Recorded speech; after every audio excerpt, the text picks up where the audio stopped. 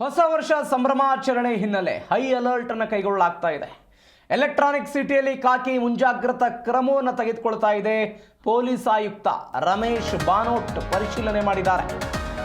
ಹೊಸ ವರ್ಷದ ಸಂಭ್ರಮಾಚರಣೆಗೆ ಇದೀಗ ಕ್ಷಣಗಣನೆ ಆರಂಭ ಆಗಿದೆ. 3 ದಿನ ಬಾಕಿ ಇದೆ. ಎಲೆಕ್ಟ್ರಾನಿಕ್ ಸಿಟಿಯಲ್ಲಿ ಖಾಕಿ ಮುಂಜಾಗ್ರತಾ ಕ್ರಮವನ್ನು ಕೈಗೊಂಡಿರೋದು ಪೊಲೀಸ್ ಆಯುಕ್ತ ರಮೇಶ್ ಬಾನೋಟ್ ಪರಿಶೀಲನೆ ಮಾಡಿದ್ದಾರೆ. ವಿವಿಧ ಸ್ಥಳಗಳಿಗೆ ಭೇಟಿ ಕೊಟ್ಟು ಭದ್ರತೆಯ ವ್ಯವಸ್ಥೆಯನ್ನು ಪರಿಶೀಲನೆ ಮಾಡಿದ್ದಾರೆ. ಡಿಸಿಪಿ ಎಂ ನಾರಾಯಣ್ ಅವರ ಜೊತೆಗೆ ರಮೇಶ್ ಬಾನೋಟ್ ರೌಂಡ್ ಅನ್ನು ಹಾಕಿರೋದು.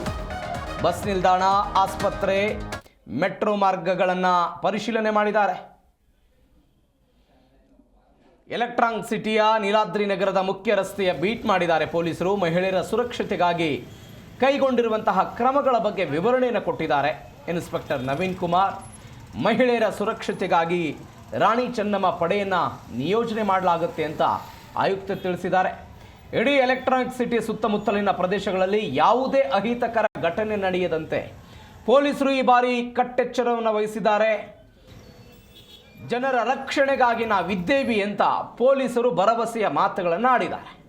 ಇವತ್ತು 28, 29, 30, 31ರ ರಾತ್ರಿ ಬೆಂಗಳೂರಿನ ವಿವಿಧ ಭಾಗಗಳಲ್ಲಿ ಹೊಸ ವರ್ಷಾಚರಣೆಯ ಸಂಭ್ರಮ ಇರುತ್ತೆ. ಹೀಗಾಗಿ ಪೊಲೀಸರ ಕಟ್ಟೆಚ್ಚರ.